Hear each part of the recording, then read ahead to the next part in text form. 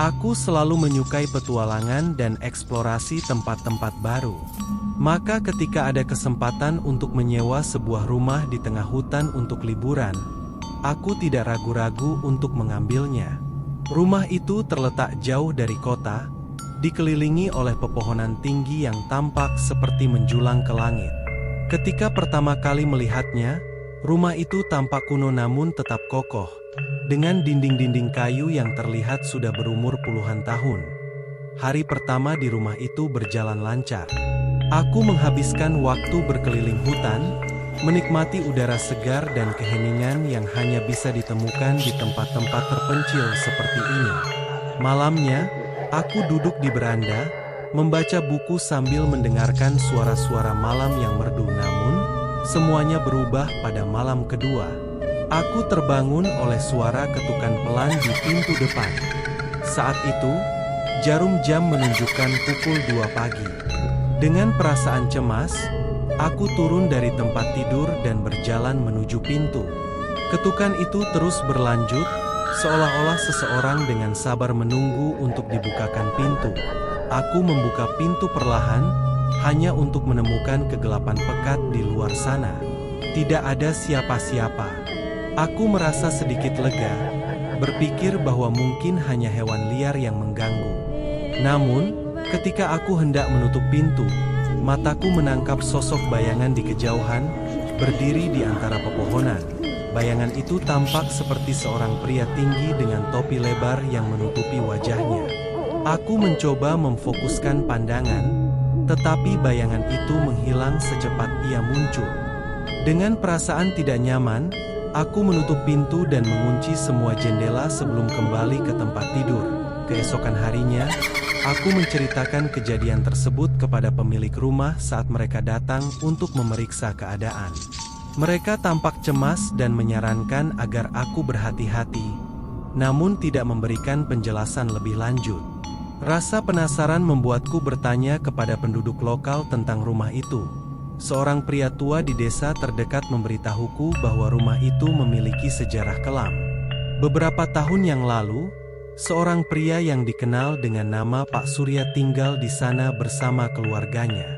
Suatu malam, tanpa alasan yang jelas, ia membunuh seluruh anggota keluarganya sebelum menghilang ke dalam hutan. Beberapa orang percaya bahwa roh-roh keluarga yang dibunuh masih menghantui rumah itu, dan bayangan pria yang kulihat adalah Pak Surya sendiri. Cerita itu membuat bulu kuduku meremang, namun aku menolak untuk mempercayainya sepenuhnya. Aku tetap tinggal di rumah itu, mencoba menikmati sisa waktu liburanku. Tetapi malam-malam berikutnya menjadi semakin mencekam. Setiap malam, ketukan di pintu kembali terdengar. Kadang-kadang aku mendengar langkah kaki di lorong atau suara bisikan di dekat telingaku saat aku mencoba tidur. Suatu malam, aku memutuskan untuk memasang kamera di ruang tamu, berharap bisa menangkap gambar dari apapun yang menggangguku. Malam itu, suara ketukan kembali terdengar, diikuti oleh suara langkah kaki yang lebih jelas dari sebelumnya. Aku tidak berani keluar dari kamar, hanya duduk di sudut ruangan dengan selimut menutupi tubuhku, menunggu sampai suara-suara itu berhenti. Keesokan paginya, aku memeriksa rekaman dari kamera. Apa yang kulihat membuat darahku membeku.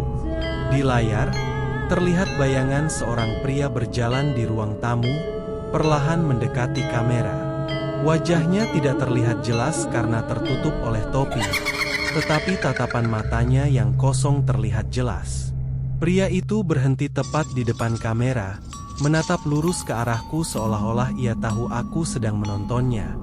Dengan perasaan takut yang tak tertahankan, aku memutuskan untuk meninggalkan rumah itu secepat mungkin. Saat mengemas barang-barangku, aku menemukan sebuah buku tua di laci meja di ruang tamu. Buku itu tampak seperti buku harian, dan saat membukanya, aku menyadari itu milik salah satu anggota keluarga Pak Surya. Buku itu penuh dengan catatan tentang kejadian-kejadian aneh yang mereka alami sebelum tragedi terjadi. Tulisannya menjadi semakin kacau dan putus asa di halaman-halaman terakhir, seolah-olah penulisnya tahu bahwa sesuatu yang buruk akan terjadi. Aku meninggalkan rumah itu tanpa menoleh ke belakang, berharap bisa melupakan semua yang telah terjadi. Namun, bayangan pria bertopi dan ketukan di pintu masih menghantuiku hingga sekarang. Kadang-kadang, di malam hari, aku masih bisa mendengar suara ketukan itu, mengingatkanku pada kengerian yang pernah kualami di rumah di tengah hutan itu.